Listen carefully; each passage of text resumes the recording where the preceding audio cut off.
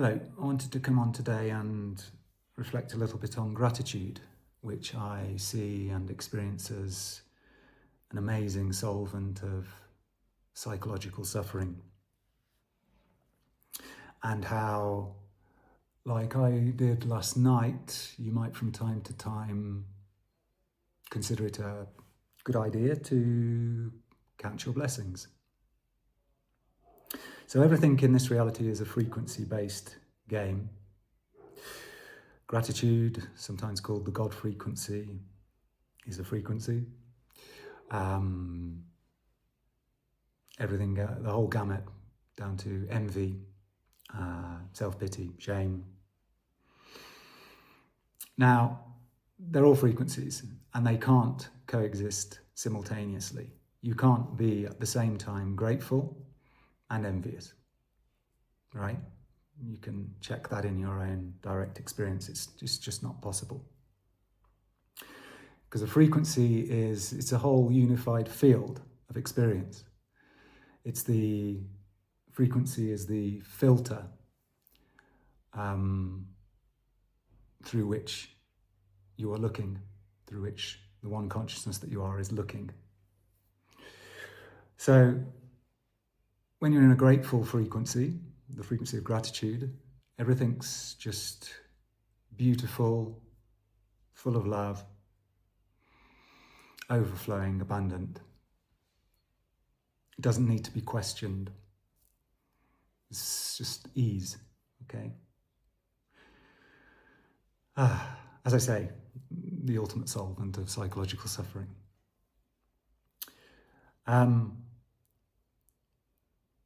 And then if say you're looking through the filter of self-pity, then everything you experience is coloured by that. You will meet people who deliberately do things to thwart you.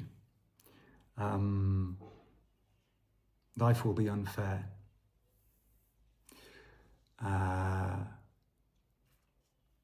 Yeah. It's like it's a uniform experience, right? It's even your mind state, the ideas that you have, they will all be in service to that frequency, inside of that frequency. So,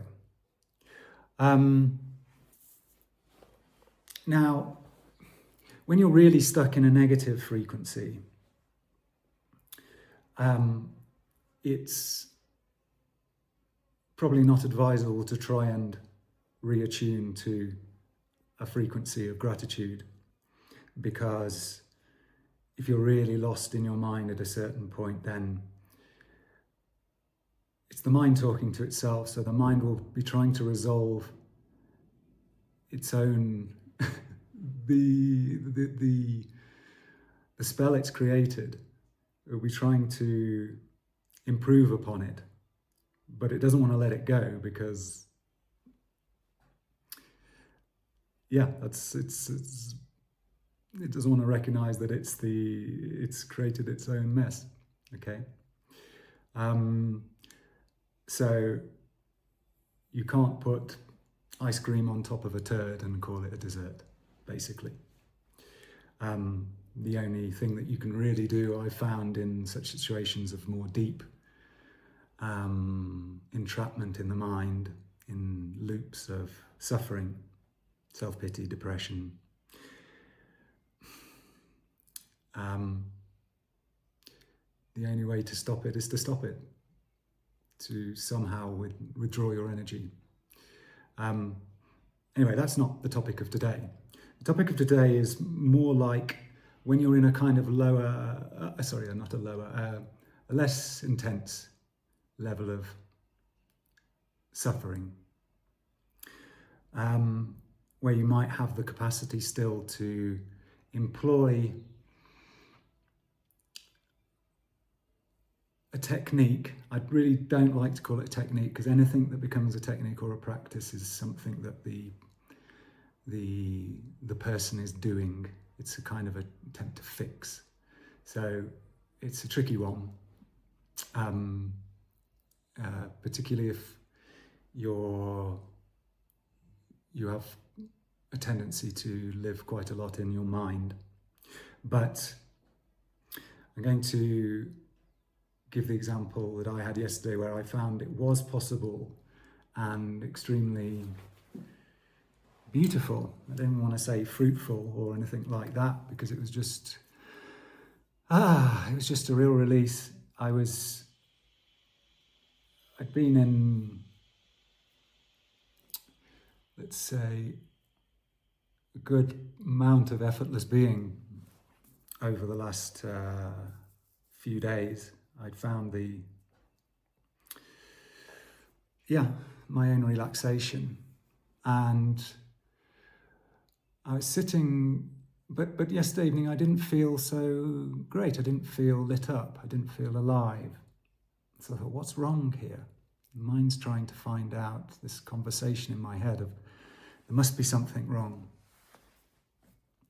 And it turns out, but I was mildly under the hypnosis of, while believing that I was not doing anything, allowing things to be, there was still like a hidden program in my mind operating, saying, yes, yeah, okay, we've been shanty cool for a few days, but really you should be doing something. It's like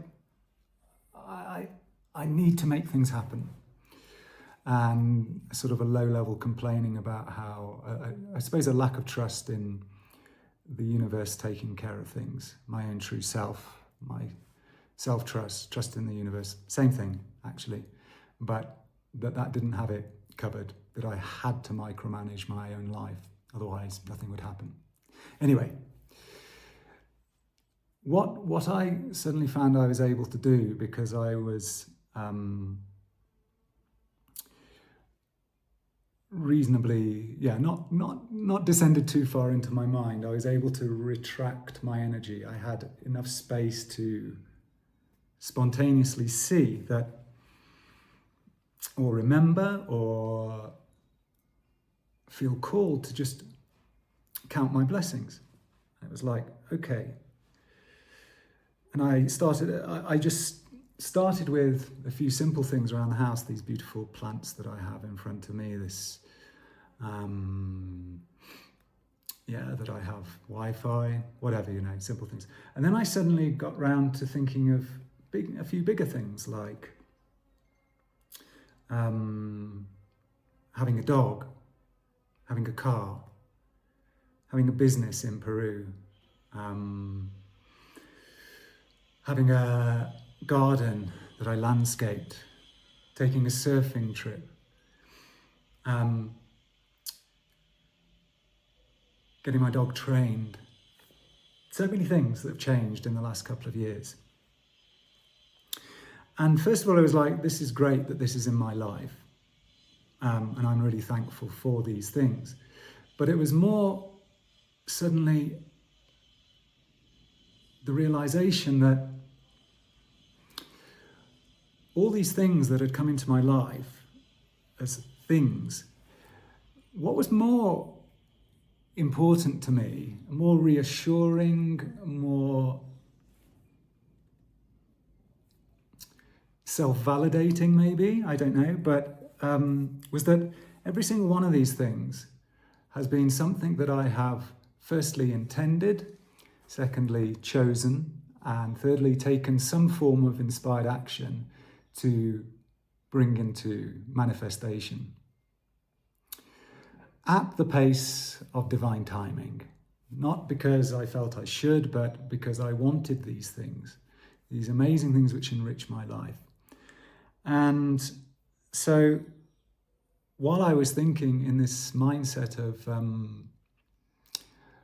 there must be something wrong, I need to do something, I'm not there yet, the old seeking energy, which used to be 100% operational before awakening and is now starting to dissolve, but still there quite a lot. But it was just looking back at, I had proof that everything is taken care of. There is nothing wrong. It's strange, isn't it? That like, because I feel I'm convinced there's something wrong, which I can't name, I can't put my finger on, then it must be wrong. Rather than, well, then there's nothing wrong. This is a very strange spell of the mind. But I could see that I put my faith in a process. I chose. And almost all of the things I had intended are now here. And it's not even like I did them. There is kind of the appearance that I took action to change that frequency, because that's another kind of frequency, is this frequency I live in, which can accommodate such beautiful things in my life. But it's not really something that happened over time in a way. It's just I now find myself in this now moment, which there only ever is, this snapshot of, movie screen of reality is just upgraded through my intention, through something outside of the control of my ego, of what the character of Solomon wants, when he wants it, how he wants it, which was all the grumbling of the mind or the faint idea that there's something wrong. That was all, that was the spell, that the idea that this mind program had to operate still in order, otherwise things fall apart and nothing happens. And it's like, suddenly I realized so much has happened and there is only abundance. It's just my capacity and to see it, to embrace it,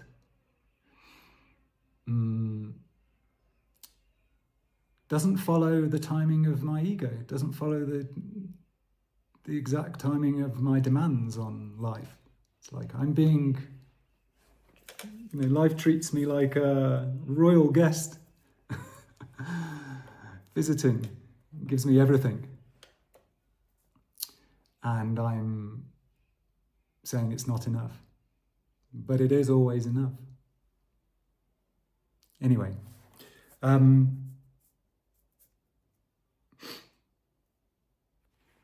yeah, so you are looked after. There is only abundance and everything to be grateful for. If you just have to choose to recognize it. So just to round it off, because as I think I said, I'm a little bit allergic for the time being to practices, having practiced so many things, meditation, plant medicine, even a bit of yoga for decades, and finding it to just not, it's always been a mind game that it's something I was a means of manipulating experience. So I'm still a little bit allergic to practices since dropping them all. But it's interesting that I can find a little bit of space for, without making it a practice, to suggest that sometimes if you've got enough space in your mind, you can just reflect on what you have to be grateful for. And let it reveal that you are looked after. It's not so much the things, right? Because it's a frequency. It's the knowing that it's taken care of. And with that knowing, you can relax your nervous system, relax your insistence on life, and just actually live and enjoy it. So if this video resonates with you or any of my other videos, do check out my website at accordianmoney.com. I'll leave a link in the description where you can find out about my work as an anchor, mirror and mentor to people who are done with their suffering and ready to start living. Stop healing and start living. So if that sounds good to you, yeah, check out my website and we can see if we are a match to work together. Okay, I look forward to hearing from you, and if not, until next time, ciao.